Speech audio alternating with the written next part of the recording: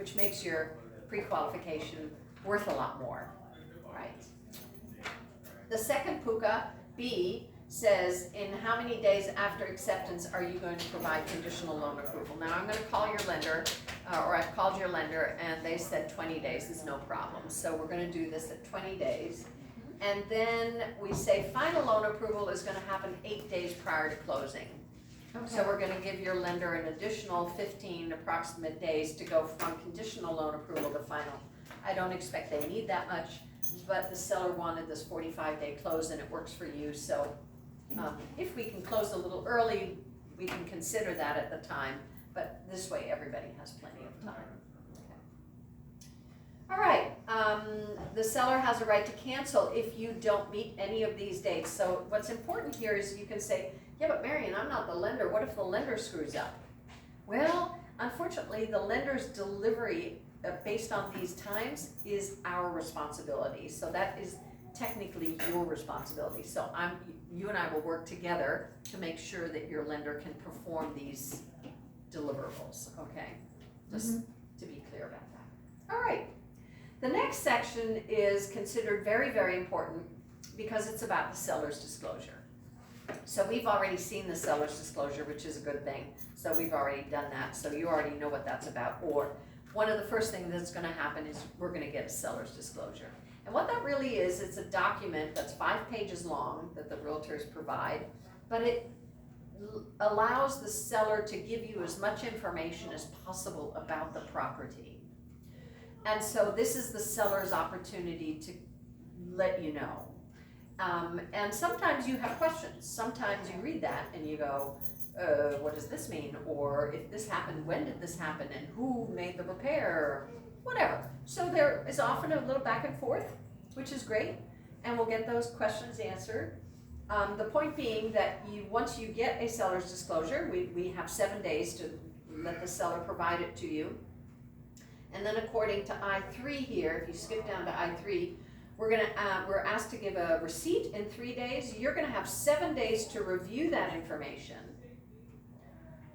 So we'll have a back and forth.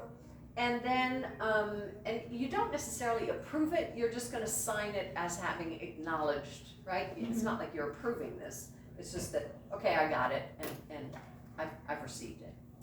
And then if there's new information that is discovered, either by the seller or by you, so you would discover new information, let's say we're having the inspection, and there's dry rot that he didn't talk about under the deck, and it's extensive, and this is a big deal. That would allow you to reopen this. In other words, your agreement to it and you're having signed the document is now reopened. Your right to cancel the contract reopens, and you have 15 days to evaluate this new information. And the reason you have extra days is because you might want to get a contractor in to give you a quote for this deck, and now we can try and negotiate with the seller, right? I'm just making that up. I don't know there's a problem with the deck. But that's how that works, okay? And I will manage those timelines for you. But just so you know, you have 15 days if anything new comes up, either from the seller or from you. Okay. There are some other disclosures here in I-6. I'm now on page 7.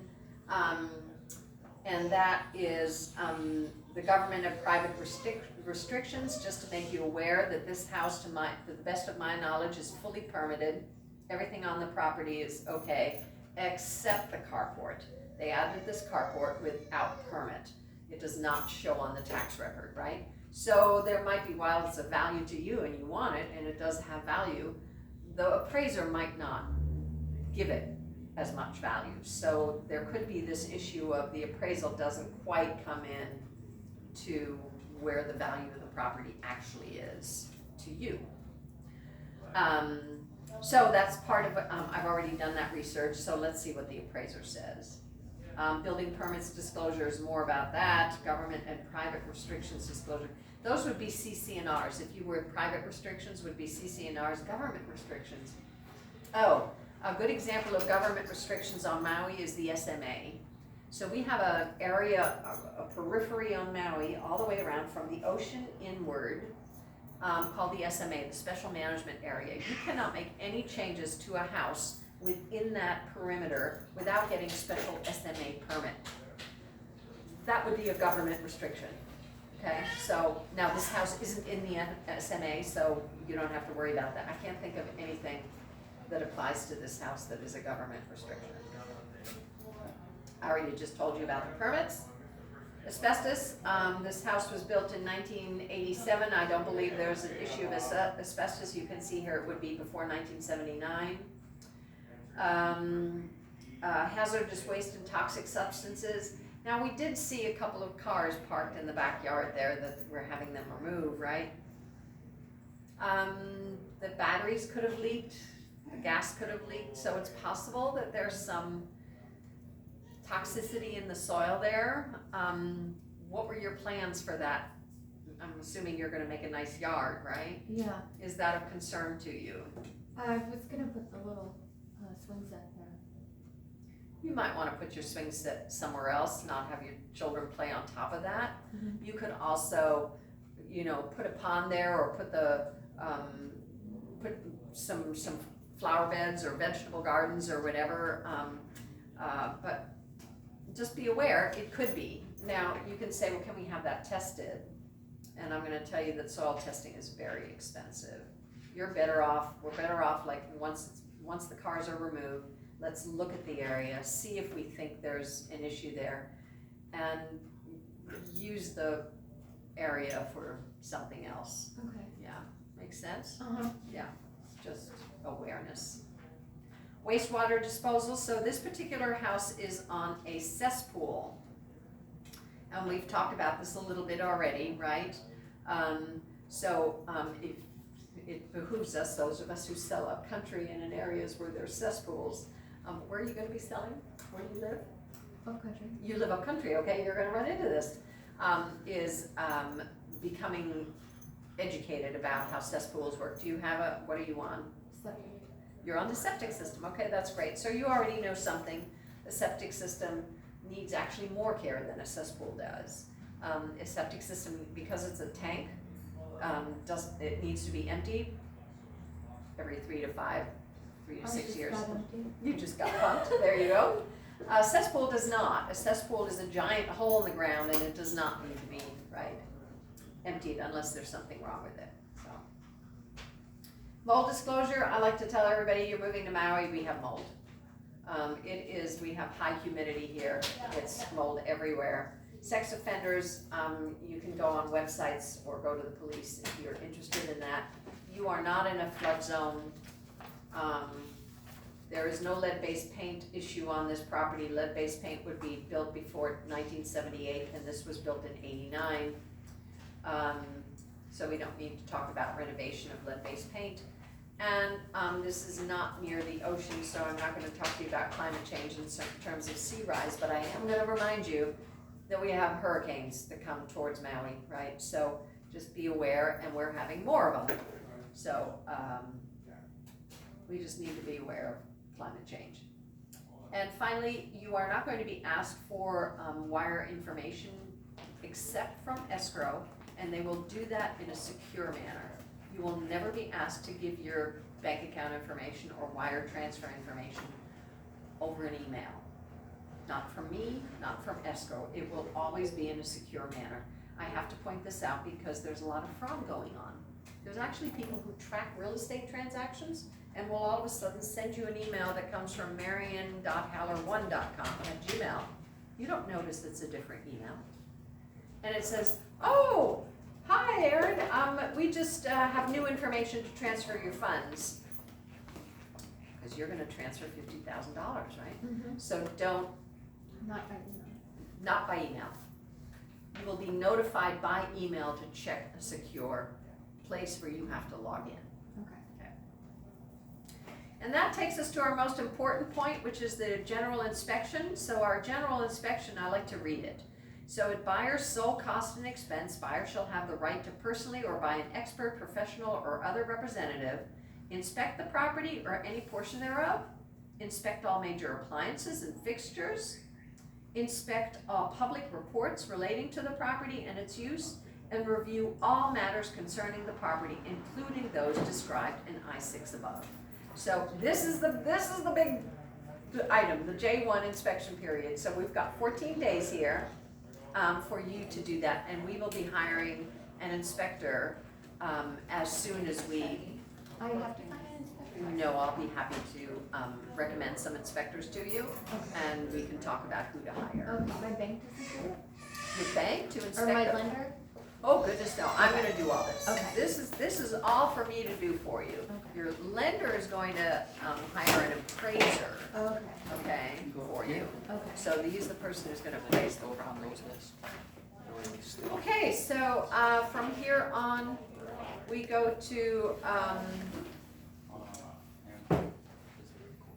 some final case. What's up? You're all right? All right, existing warranties and plans are gonna be passed on to you. I'm on the top of page 9. We're gonna ask the people to remove the, everything from the property 6 days before closing. We're gonna ask them to clean 6 days before closing. And on the bottom of page 8, going back, you're gonna review the property 5 days. I went backwards. So I'm on page 8. On J3, your final walkthrough is 5 days before closing.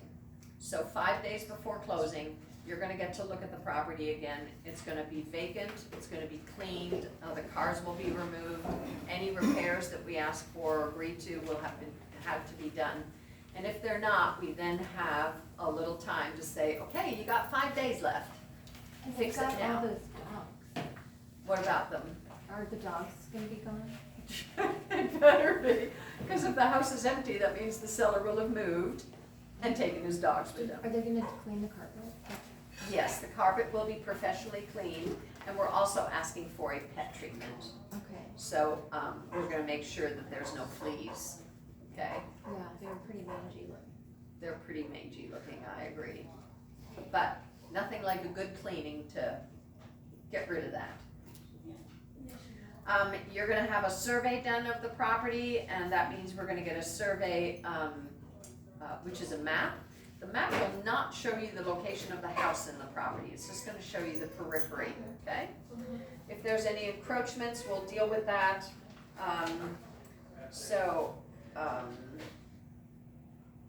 And that leads us to the next page, on page 10, your termite inspection. So we're gonna ask for a termite inspection. Now, termite inspections are only good for 14 days or 15 days, so we get them 14 days before closing.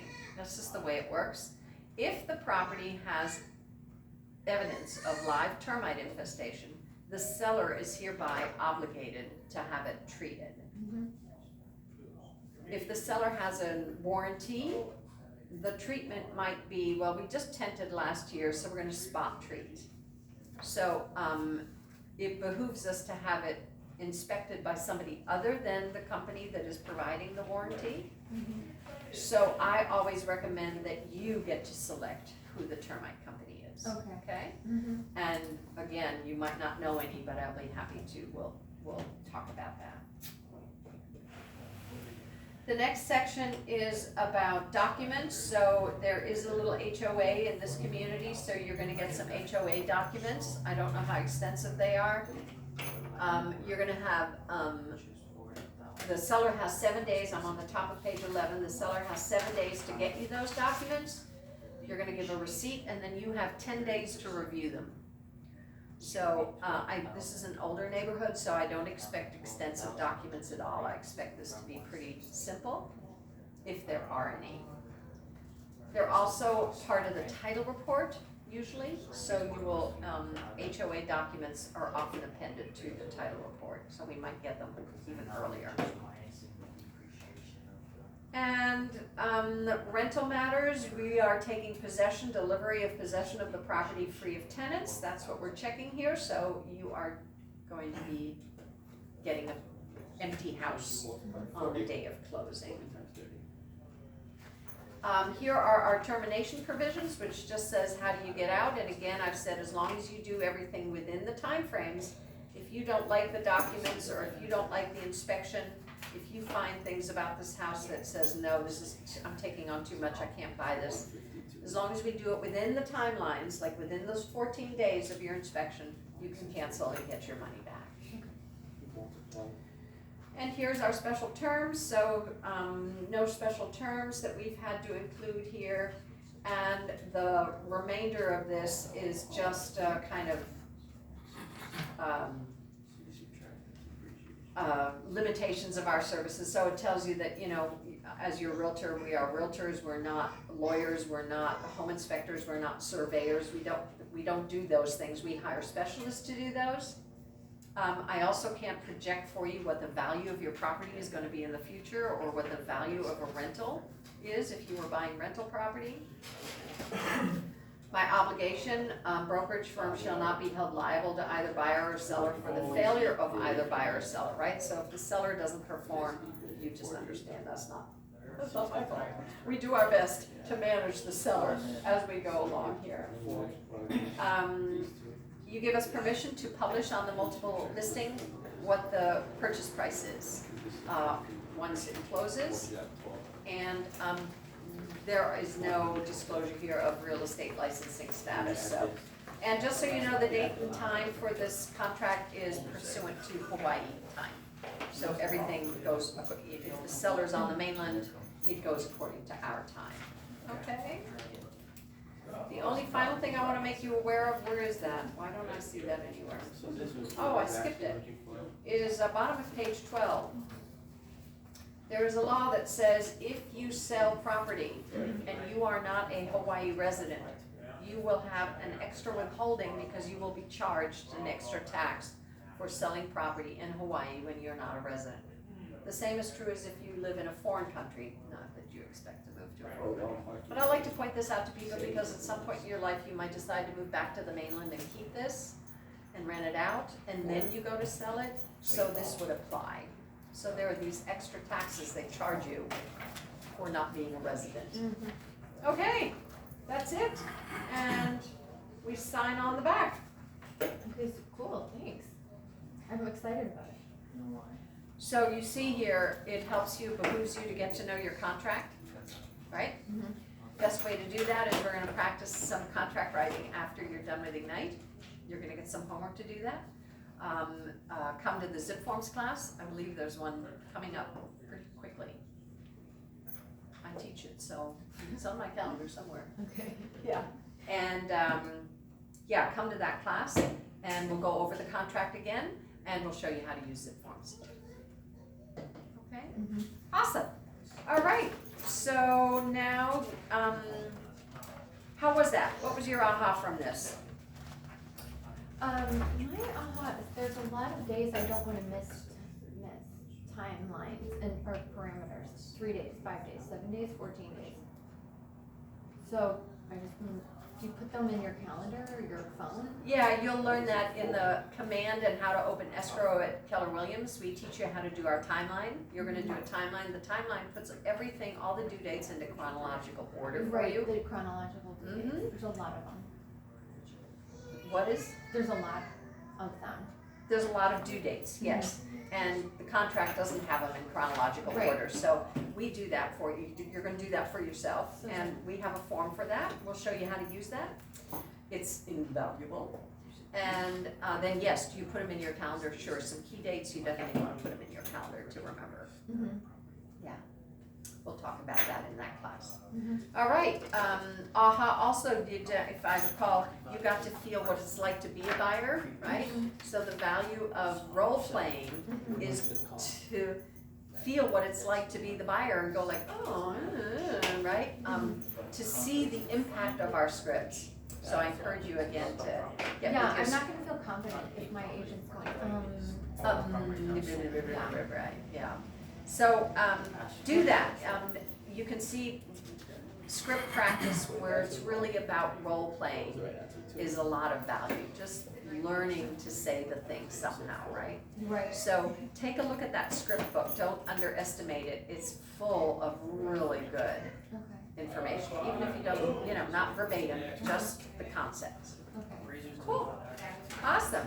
All right, now you know to do your homework for Friday, right? So take a look at the mission before Friday and keep making phone calls. Okay, well,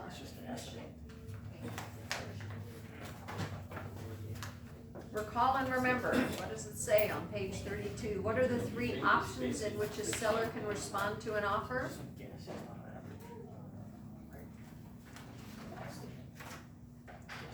you can, ask for credit. Is that what you're talking about? A seller, so a seller got an offer. What can the seller do with an offer? They can take it, reject it, or negotiate. Counter, absolutely, you got it. What's a seller's disclosure statement? They're saying any known, infirmaries, what? Infirmaries, yes. Infirmity. That's good. Problems with that. All the details about the physical aspects of the house. What is the seller's net sheet? We didn't talk about that. No, isn't it like columns? If you get this, this, and this, what you would get?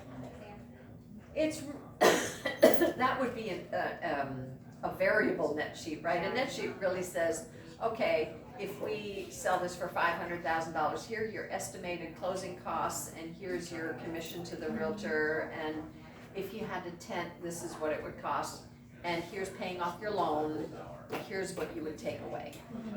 That's a net sheet.